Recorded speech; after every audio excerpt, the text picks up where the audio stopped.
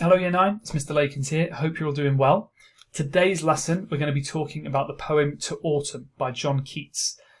In this lesson we're going to think about the autumn season, what it means to us. We are going to talk about John Keats and what autumn meant to him, why he wrote about it, and finally we're going to discuss and annotate the poem and make sure we've got a general idea of what is happening in this poem. Okay, your first task then. I would like you to just spend 5 minutes or so thinking about what autumn means to you. Write the word autumn in the middle of a piece of paper and just anything you think is associated with autumn. Obviously you've got the falling leaves, but think about bonfires, Halloween. What happens in the autumn period? What do you associate with autumn? There's some questions on the slide to help get you thinking, but if you pause the video now, spend about 5 minutes just really thinking about autumn to get your mind in the right place for this poem. When you're ready, just press play and continue. Okay, a little bit about John Keats then. Keats was a romantic poet. This means he liked to write about nature and the natural world. There's a lot more to romantic poets, which you'll find out more about as you study more of the poets that we learn about. But the main thing you need to take away for Keats is that he liked to write about nature and the natural world and was a romantic poet. He died at the age of 25 and wanted to leave his mark and be remembered. And this poem was his last attempt at doing that. So what we've got now is just a short part of a letter that Keats wrote to a friend. I'm just going to read it quickly. So how beautiful the season is now, how fine the air. A temperate sharpness about it. I never liked stubble fields so much as now. Aye, better than the chilly green of spring. Somehow, a stubble plain looks warm. This struck me so much in my Sunday's walk that I composed upon it. So Keats is saying that he was walking around on a Sunday in the autumn, and he thought it was just so striking. He thought it looked so amazing that he thought, I have to write about this. I need to write a poem about it. So this was written in September 1819, a long time ago, and shortly after this the poem was finished. When Keats wrote this poem, he was close to death. He was poor and sick. He died of tuberculosis, which is what his brother also died of. So he was getting ill and he probably knew that he was coming near the end of his life. So it's often thought that To Autumn, the reason that he was appreciating the season so much is perhaps because he thought it might be one of his last autumns on the earth. Okay. Last thing I want to mention before we look at the poem in detail, this is a poem that we call an ode. So an ode is a kind of poem devoted to the praise of a person, animal or thing. It's usually written in an elevated or a grand style and often expresses deep feelings. So this is where you take something that you love and you put it on a pedestal and say, everyone, look at this thing. Look how great it is. So they're very, very positive, over-exaggerated almost, and again, it's quite elevated, so quite posh in the language. You can write an ode about anything. You can write it about a person that you love. You could write about a pen, whatever you want. And John Keats wrote this ode to autumn. And before we get into the poem, I think it'd be a really, really good idea to listen to a reading of the poem through. So if you search on YouTube for Ode to Autumn by John Keats, read by Tom O'Bedlam, you will find a really good reading. It kind of nails the tone of the poem. It's quite nice to listen to. So before you move on, pause the video, find that video and have a listen. And when you're ready, press play.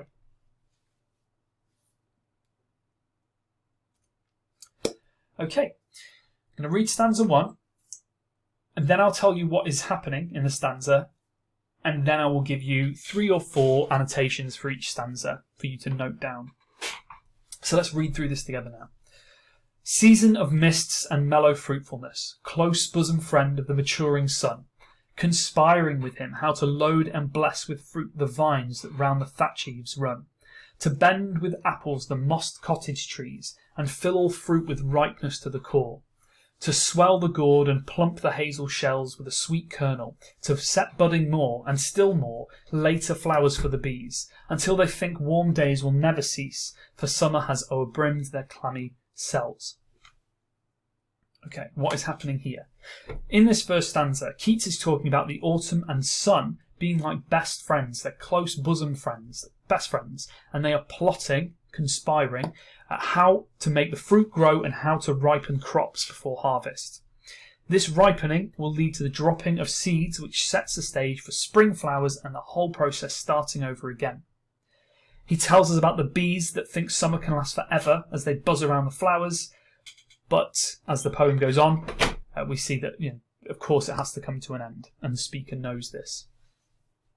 So that is what he's describing in this first stanza. Let's move on to some annotations now.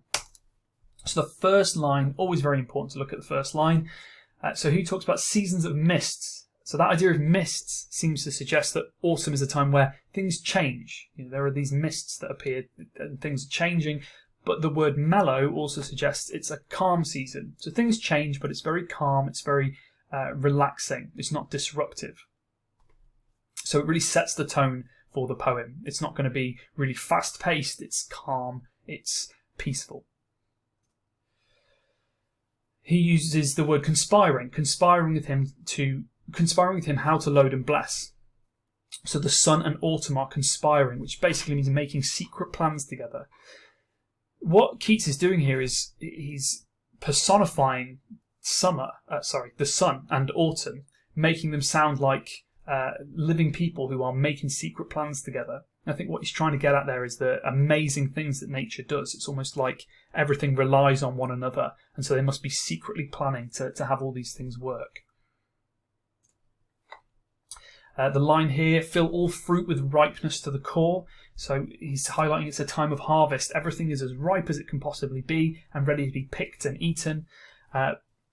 There are certain aspects of this poem that do work as a bit of a metaphor for life and the idea of autumn and how it could be like a time of your life.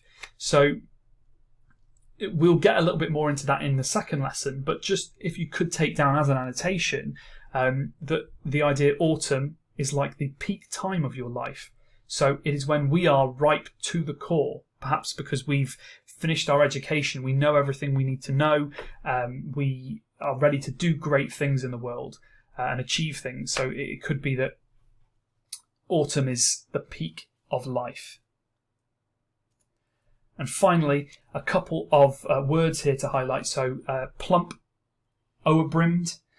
O'erbrimmed it just means overbrimmed. The apostrophes are the missing letters. Keats has just done this to make it flow nicely in the poem. So rather than saying overbrimmed, o'erbrimmed, it flows a little nicer.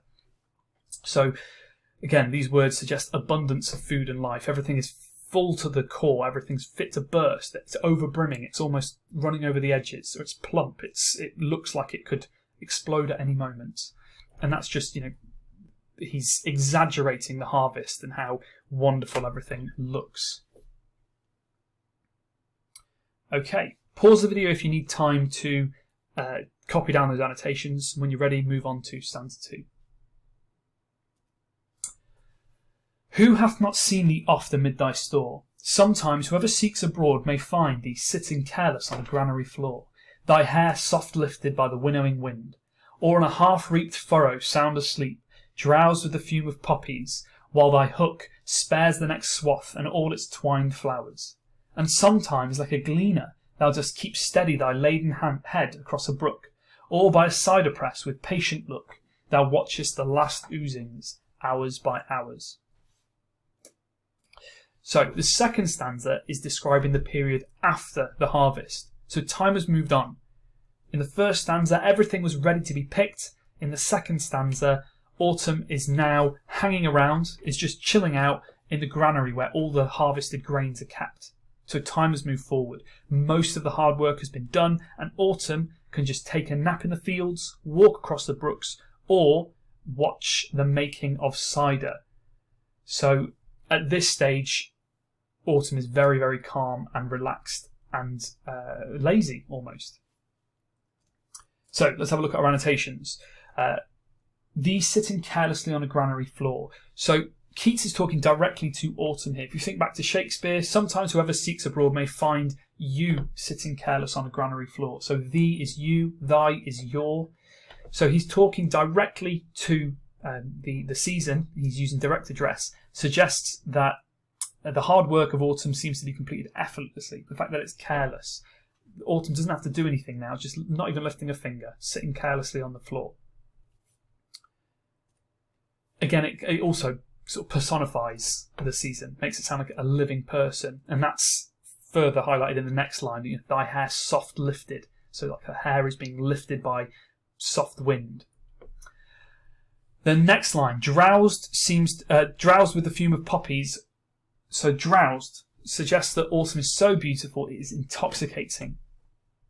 The idea that the smell of poppies is so lovely and strong that it's almost like being drunk. So this highlights the beauty of the season, but it also could suggest that autumn is quite thoughtless about the changes that it makes. It doesn't have to think about these things. It can traipse around and be drunk on the fume of poppies. So again, it's this idea that nature, it's going to happen anyway. Autumn doesn't have to try really hard and fight for these things. It's the power of nature. These things are going to happen. Okay, and finally, thou watchest the last oozings hours by hours. Autumn is a time of hard work, but also a time of rest. It's a time of harvest and picking all these foods, but it's also a time where winter is coming and everything starts to wind down. Okay, pause the video if you need to, and we'll move on to stanza 3. Where are the songs of spring? Aye, where are they? Think not of them, thou hast thy music too. While barred clouds bloom the soft dying day and touch the stubble plains with rosy hue, then in a wailful choir the small gnats mourn among the river sallows, borne aloft, or sinking as the light wind lives or dies, and full-grown lambs loud bleat from hilly bourne. Hedge crickets sing, and now with treble soft the red breast whistles from a garden croft, and gathering swallows twitter in the skies. So this final stanza is all about music and sound, sensory imagery.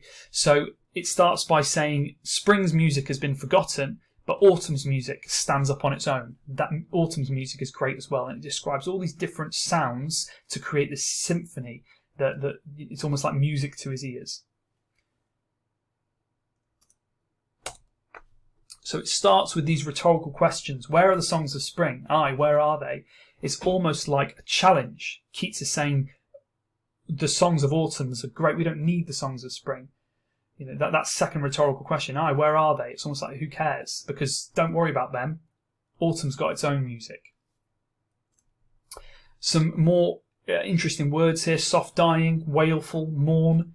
This creates a semantic field of death. So a group of words related to death. Shows that autumn is coming to an end. Could also perhaps reflect Keats thinking about his own life coming to an end. And finally, the image of the red breast of the robin is a symbol of winter. So at the end of the poem, autumn is ending and winter is approaching. And that final image of the swallows gathering suggests moving on and acceptance. The swallows are migrating, or will be migrating, to warmer climates, so things will move on. Maybe Keats is thinking about himself moving on and accepting death. Okay, pause the video, take as long as you need to jot down those annotations. We will go into more detail next lesson on some key quotes and analyse those in a little more detail. Last task for you, I would like you to have a go at writing your own ode to nature. So remember, an ode, it's a poem that elevates something, makes it sound like the most amazing thing ever. You can pick anything in nature. It could be a season, it could be an animal, it could be your back garden, anything you'd like. But have a go at writing a short ode. There are a couple of examples on the screen for you to have a read through. Pause the video if you'd like and have a read of them. Hail to Sand is particularly good. Don't worry about rhyme, don't worry about the length of your lines. If you stick to one idea per line, that works quite well. But what I want you to focus on is that elevated language, making something sound like the best thing in the whole world. Have a go. Okay, if you spend about 10 minutes or more, you can send your work to me at dlakins@johnfernley.org. I'd love to read your odes.